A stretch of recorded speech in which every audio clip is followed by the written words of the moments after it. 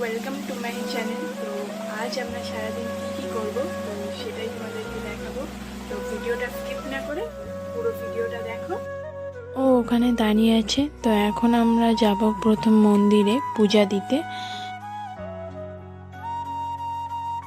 আমরা মন্দিরে চলে এসেছি।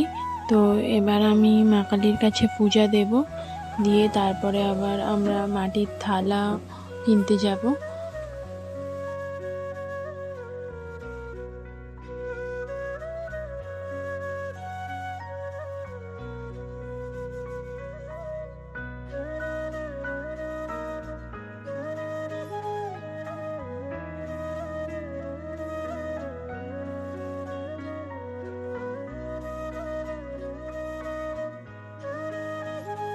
আমার পুজো দেওয়া হয়ে গেছে।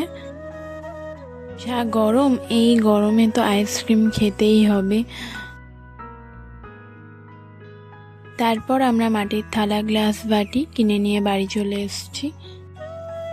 এটা কার জন্য নিলাম সেটাই তো তোমাদেরকে বলা হলো না। এটা আমি আমার নন্দাইয়ের জন্য নিয়েছি। এর ওপর একটা সুন্দর করে জামাই ষষ্ঠী লিখে সুন্দর একটা ডিজাইন করব, তো সেটাই তোমাদেরকে দেখাবো।